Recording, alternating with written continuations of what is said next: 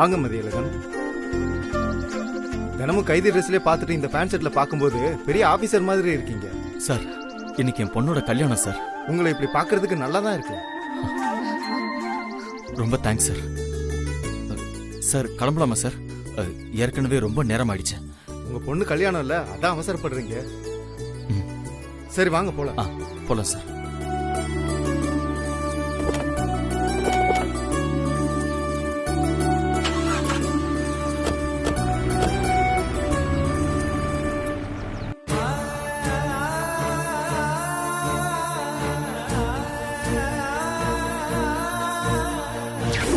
வீட்டை விட்டு போக வேண்டியது நாங்க இல்ல,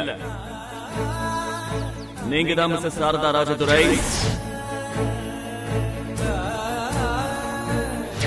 வயசானதால உங்களுக்கு எல்லாம் மறந்து போச்சுன்னு நினைக்கிறேன் மிஸ்டர் ராஜதுரை.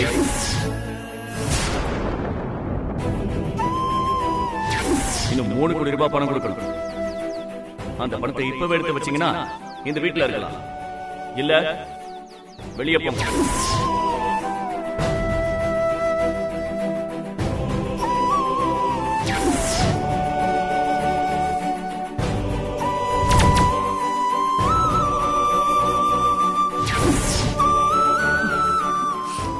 என்ன எதுக்கு இங்க உட்கார்ந்து யோசிச்சுட்டு இருக்கணும்? இன்னொரு தடவை அவன் நம்மள வீட்டை விட்டு போக சொல்லணுமா? போய் துணி எல்லாம் எடுத்து வை, கிளம்பலாம். ஏன் சுபத்ரா, எங்களுக்கு தான் வயசாயிடுச்சு. நானும் அப்பாவும் மறந்து போயிட்டோம். நீயாவது எங்களுக்கு ஞாபகப்படுத்தலாம்ல? நீயே எங்களோட சேர்ந்து இப்படி உட்கார்ந்துட்டு இருந்தா எப்படி?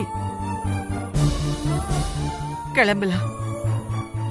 இருட்டாகிறதுக்கு முன்னாடியே வெளிச்சத்திலேயே கிளம்புவோம்.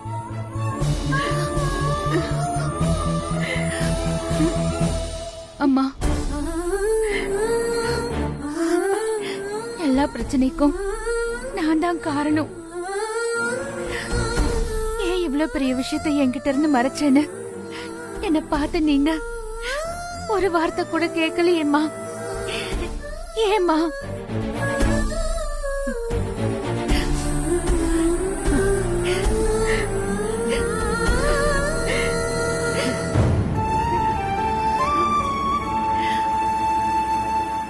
நீ வேற நான் வேற இல்லைன்னு உனக்கு எத்தனையோ தடவை சொல்லியிருக்கனே சுபத்ரா.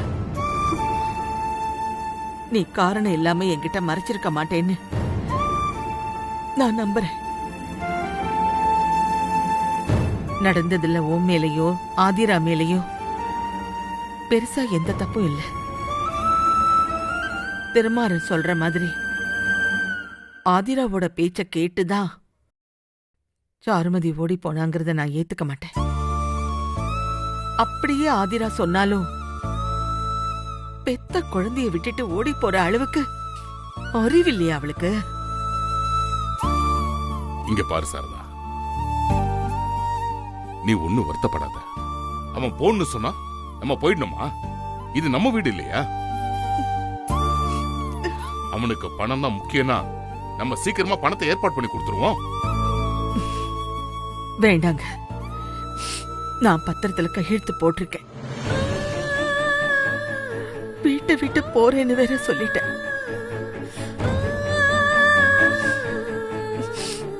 நாம கிளம்பலாங்க. ஆனா நாம பெத்த பொண்ணுக்கும் நம்ம பேரனுக்குமே நாம இந்த வீட்டுல இருக்கிறது பிடிக்காதப்போ நாம எங்க இங்க இருக்கணும்? கிளம்பலாம்.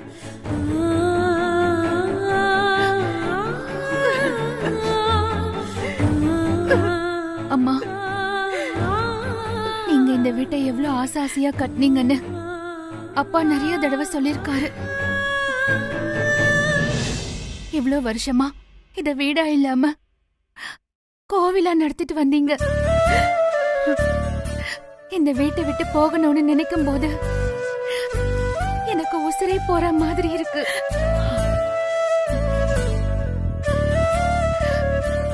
வெளியே நீங்க கம்பீரமா தெரிஞ்சாலும் உள்ளுக்குள்ள எப்படி அடைஞ்சு போயிருப்பீங்கன்னு என்னால புரிஞ்சுக்க முடியுதுமா.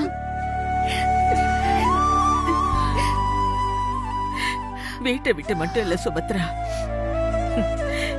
இந்த உலகத்தை விட்டே போறதுக்கு நேரம் வந்துருச்சுன்னா யாரா இருந்தாலும் போய்தான் ஆகணும்.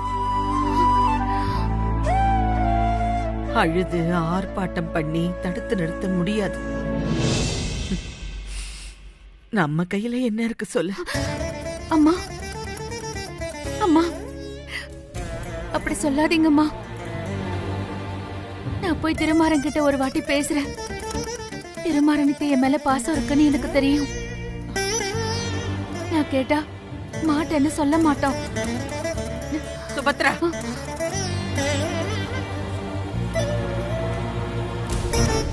நீ ஏன் எல்லாரையும் கண்மூடித்தனமா நம்புற? அவ பேசுனதெல்லாம் மறந்துட்டியா நீ? நீ வேற நான் வேற இல்லைன்னு உனக்கு எத்தனையோ தடவை சொல்லிட்டேன். நீ போய் கேட்டாலும் நான் போய் கேட்டாலும் ஒண்ணுதான்.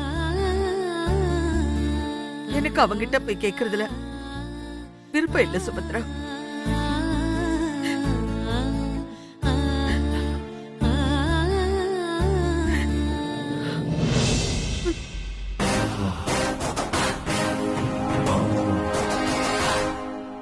இனிமே இந்த வீடு மொத்தமும் ஏன் கண்ட்ரோல்ல தான். எப்படியோ அந்த கேடு கட்ட சாருமதிய துரத்தி விட்டாச்சு. அப்புறம் அந்த ஆதிரா மட்டும்தான் இருக்கா. இந்த வீட்ல என் பேத்திய பாத்துக்கிட்டு எனக்கும் என் மகனுக்கும் 3 வேளை ஆக்கி போட்டுக்கிட்டு கடைசி வரைக்கும் இவ இப்படியே இருக்க வேண்டியதான். அவ திமிர்த்தனத்தை மொத்தமா அடக்கியாச்சு. ஏய், உனக்கு இப்படி எல்லாம் பேசுறதுக்கு வெக்கமா இல்ல? என்னங்க? காசுக்கு ஆசைப்பட்டு பெத்த அப்பா அம்மாவைய வீட்டை விட்டு துரத்துவியா? சை! ஏண்டி, திருமாறம் பொண்டாட்டி ஓடி போயிட்டான்ற துக்கத்துல என்ன பண்ணணும்னு தெரியாம ஒண்ணு பண்ணிக்கிட்டு இருக்கான். நீ என்னடானா அவனுக்கு நியாயத்தை எடுத்து சொல்லி புரிய வைக்காம அவன் கோவத்தை தூண்டி விட்டு எல்லாரையும் வீட்டை விட்டு அனுப்புற. இத பாருடி, இப்பயே ஒண்ணு கேட்டு போல. நீ சீக்கிரம் அவங்கள போய் தடுத்து நிறுத்தி போக வேண்டாம்னு சொல்லு. கொஞ்சம் யோசிடி, இந்த வயசுல அவங்க எங்க போவாங்க? எங்கே போகட்டும், விடுங்க. யார் யாரையோ தத்து எடுத்து பெத்த மகளை விட நல்லா பாத்துக்கிட்டப்போ என் மனசு எப்படி வலிச்சிருக்குன்னு அவங்க யோசிச்சிருக்கணும். ஏய், நீ இப்படி எல்லாம் பேசுறதுனாலதான் ஆதிராவுக்கும் சுபித்ராவுக்கும் அத்தை அதிக இடம் கொடுத்து வச்சிருக்காங்க. காசு மேல ஆசை இருக்கலாம், ஆனா பேராசை இருக்க கூடாது. உன் மனசு இவ்வளவு மோசமா இருக்கும்னு நான் நினைச்சு கூட பார்க்கல. உன் கூட இத்தனை வருஷமா குடும்பம் நடத்துறத நினைச்சு எனக்கே அருவருப்பா இருக்கு. ச்சே! தப்பு பண்ணது திருமாறனோட பொண்டாட்டி சாருமதி. அப்ப எங்கேயும் ஓடி போயிட்டா. ஆனா சம்பந்தமே இல்லாம நீ அவனோட சேர்ந்துக்கிட்டு வீட்டுல இருக்கவங்க எல்லாருக்கும் தண்டனை கொடுத்துட்டு இருக்கீங்க. ஏய், உன்னை கல்யாணம் பண்ணதுக்கு அப்புறம் தானே இந்த வீட்டுக்கு வந்தேன். உங்க அப்பா அம்மா இந்த வீட்டை விட்டு போறாங்கன்னதும் என்னாலேயே அதை தாங்க முடியல. அவங்க பெத்த பொண்ணு நீ, உனக்கு கொஞ்சம் கூட வருத்தம் இல்லையா? எதுக்குங்க கஷ்டப்படணும்? ச்சே! திருமாறனை பெத்து வளர்த்தது நான். ஆனா என்ன விட அவ சுபத்ரா மேலதான் பாசமா இருந்திருக்கான். ஆனா அப்படி பெத்த அம்மாவை விட சுபத்ரா மேல பாசம் வச்சிருந்த என் மகனுக்கு துரோகம் பண்றதுக்கு சுபத்ராவுக்கு ஆதிராவுக்கு எப்படிங்க மனசு வந்துச்சு? அது தப்புன்னு உங்க யாருக்குமே புரியலையா? நம்ம மகன் ஒரு போலீஸ் ஆபீசர். அவன்கிட்ட நாளைக்கு 4 பேரு நீ போலீஸ்காரனா இருந்து கூட உன் பொண்டாட்டி இன்னொருத்தனை காதலிச்சதை கண்டுபிடிக்க தெரியலையான்னு கேட்டா அவ அவமானத்துல கூனி குறுகி போயிட மாட்டானா? நம்மளை இவ்வளவு கஷ்டத்துல தள்ளிட்டு அவங்க மட்டும் சந்தோஷமா நிம்மதியா இருக்க முடியுமா? நம்ம கஷ்டத்தை வச்சு பார்க்கும்போது அவங்க கஷ்டம் ஒண்ணு பெருசு இல்லைங்க. நீங்க அவங்க மேல காட்டுற அன்ப பாதி எங்க மேலயே கொஞ்சம் காட்டுங்க. ஏய், உன்கிட்ட பேசுறது ஒண்ணுதான், அந்த செவத்துக்கிட்ட பேசுறது ஒண்ணுதான். சரி,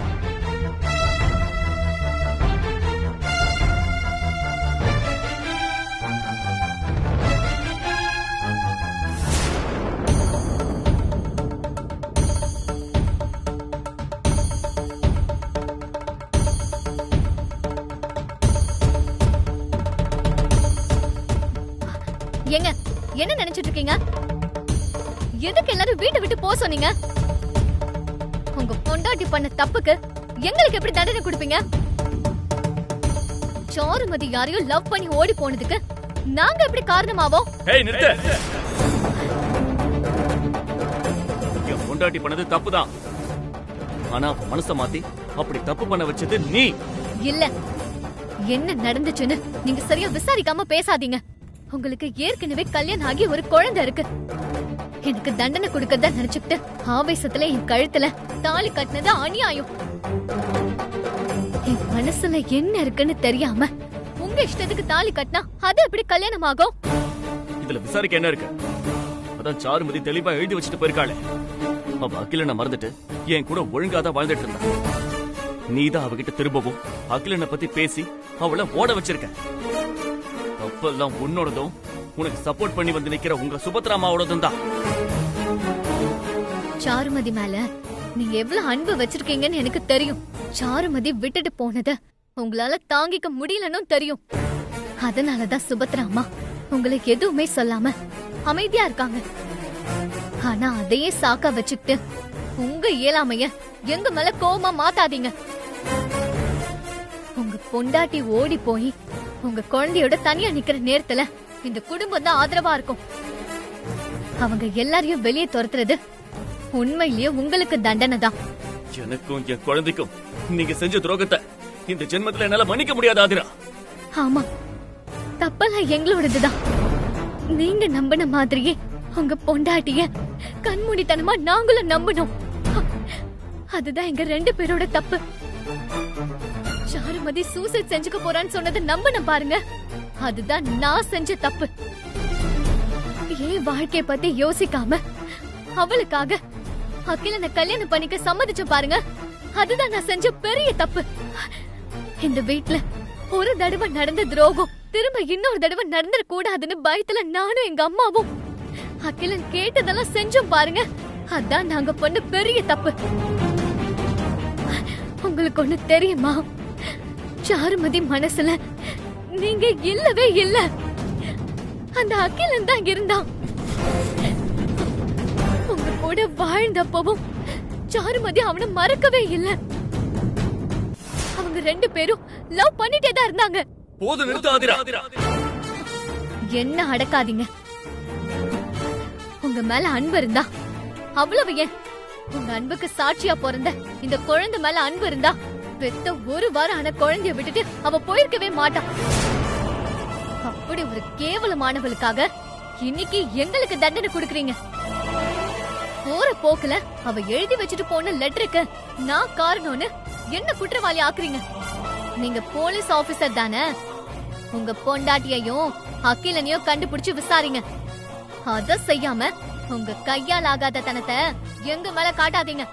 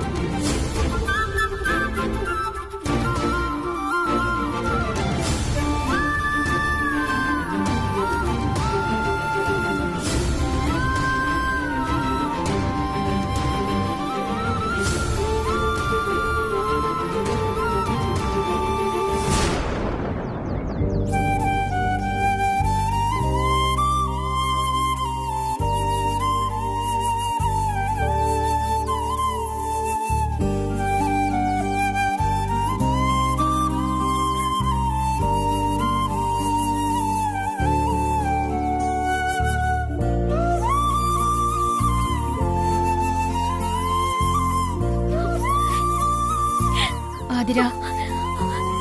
அம்மா, என்ன ஆதிரா, நடந்ததை நினைச்சு கவலைப்படுறியா? அம்மா, என்னம்மா இப்படி ஆயிடுச்சு?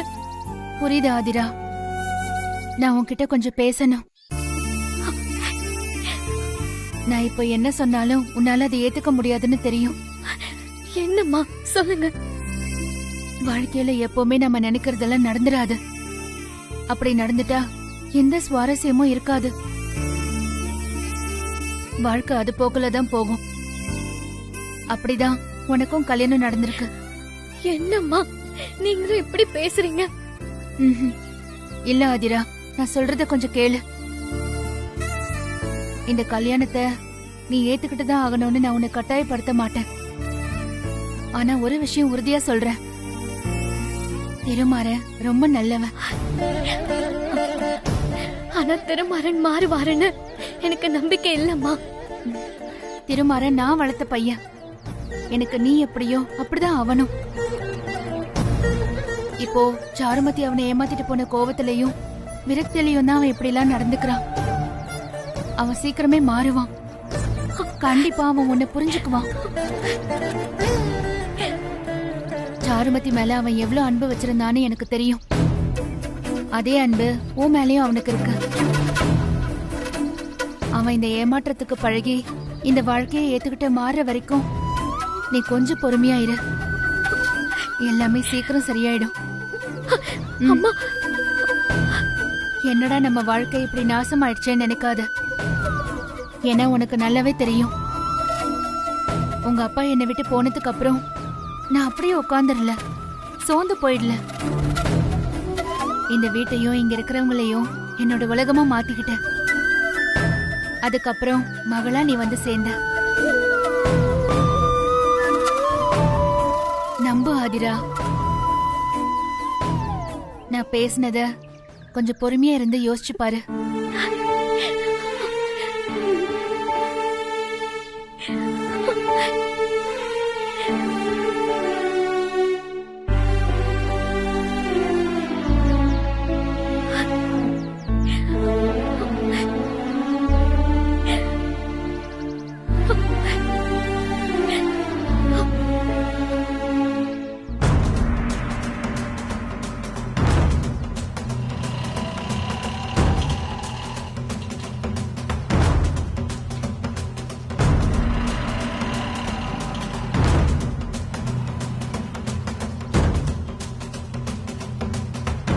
ஆமா, 2 பேரும் போய் ரொம்ப நேரம் ஆச்சு.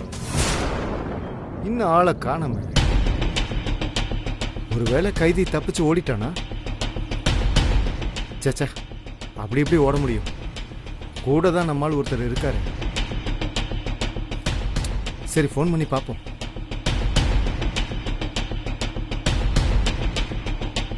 ஹலோ, என்னாச்சு? இன்னும் ஆளை காணோம்?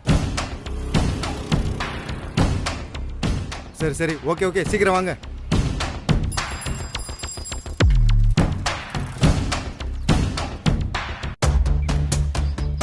அங்க ஜெயில கிளம்புறதுக்கு முன்னாடி லேட்டாச்சுன்னு பறந்தீங்க. இப்ப என்ன கடைக்கு போயிட்டு இவ்வளவு லேட்டா வரீங்க? சார், பொண்ணோட கல்யாணம் சார். வெறுங்கையோட போனா நல்லாவா இருக்கும். அதான் பட்டு சேலையும் வளையலும் வாங்கினேன். பட்டு சேலையா? அவ்வளவு காசு எது? நான் ஜெயில வேலை செஞ்சேன்ல சார், அதுல சேர்த்து வச்ச காசு தான் சார். என்னால தங்கம் வாங்கிட்டு போக முடியாது. அதனாலதான் என் பொண்ணுக்கு ரொம்ப பிடிச்ச கண்ணாடி வளையல் வாங்கிட்டு போறேன் சார். பாக்குறதுக்கு ரொம்ப நல்ல அப்பாவா இருக்கீங்க. ஆனா உங்களால ஒரு நல்ல கணவனா இருக்க முடியாம போயிடுச்சு. ஒண்ணு மேல இவ்வளவு அன்பா இருக்கிற நீங்க ஏன் உங்க ஒய்ஃபை கொல்லணும் சொல்லுங்க? சார், நான் என் ஒய்ஃபை கொலை பண்ணல சார். சரி சரி, நீங்க ஆரம்பத்துல இருந்து இதே தான் சொல்றீங்க. ஏன் திரும்பவும் பேசிக்கிட்டு போல வாங்க.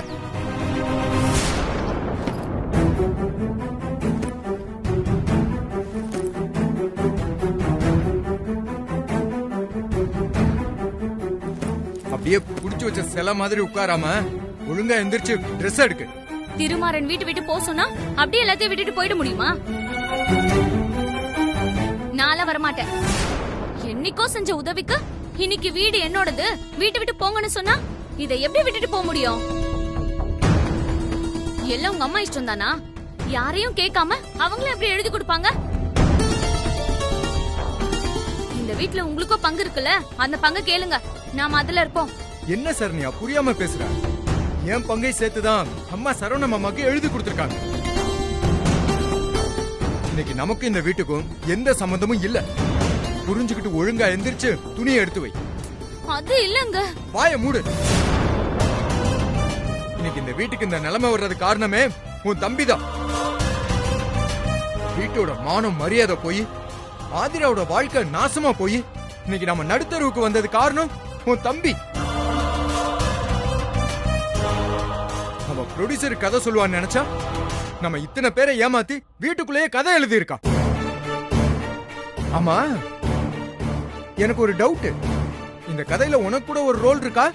சொல்றேன். ஐயோ, சத்தியமா எனக்கும் அதுக்கும் எந்த சம்பந்தமும் இல்லங்க.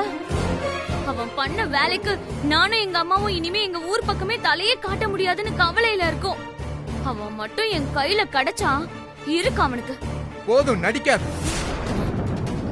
பாரு சரண்யா, உன் தம்பி பண்ண இந்த காரியத்துல உனக்கும் சம்பந்தம் இருக்குன்னு என்னைக்காவது எனக்கு தெரிஞ்சதுன்னு வையே, அதுதான் நீ என் கூட இருக்கிற கடைசி நாள். நிச்சயமா உன்னை நான் டைவர்ஸ் பண்ணிடுவேன்.